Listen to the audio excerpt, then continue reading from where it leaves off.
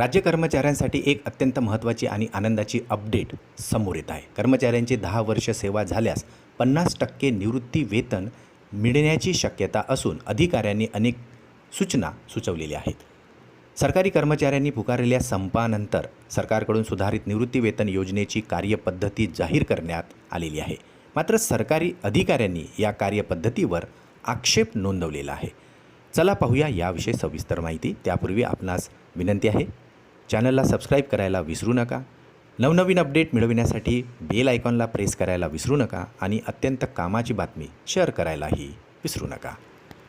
नवीन निवृत्ती वेतन योजनेत सुधारणा सुचविल्या असून उशिरा सेवेत लागणाऱ्या कर्मचाऱ्यांचा सेवा काळ कमी भरत असल्याने 50% निवृत्ती वेतनाच्या सूत्रातून ते बाद ठरतात असा आक्षेप नोंदवलेला आहे।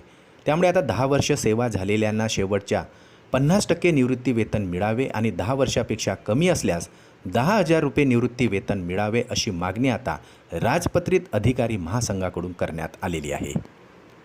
संघटनेकडून कोणत्या सूचना सुचवलेल्या आहेत चला तर पाहूया। उशिरा सेवेत लागणाऱ्या कर्मचाऱ्यांचा सेवा काळ कमी भरत असल्याने 50% निवृत्ती वेतनाच्या सूत्रातून ते बाद ठरतात। त्यामुळे 10 वर्ष सेवा झालेल्यांनाही 50% निवृत्ती वेतन मिळावे। 10 वर्षापेक्षा कमी सेवा असल्यास किमान 10,000 रुपये निवृत्ती वेतन मिळावे।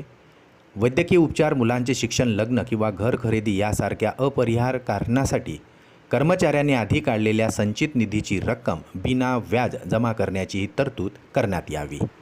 10 वर्ष सेवेनंतर स्वेच्छानिवृत्ती घेतल्यास 58 वर्ष पूर्ण होण्याची वाट न पाहता पुढील महिन्यापासून निवृत्ती वेतन देणे। 20 वर्ष सेवा झाल्यास पूर्ण निवृत्ती वेतन मिळावे। कर्मचाऱ्यांना सेवा काळात 3दा विकल्प बदलण्याची सुविधासुद्धा मिळावी। तर 1982च्या सेवानिवृत्ती योजनेतील सर्व तरतुदी सुधारित राष्ट्रीय योजनेत समाविष्ट कराव्या अशा मागण्या आता करण्यात आलेल्या आहेत।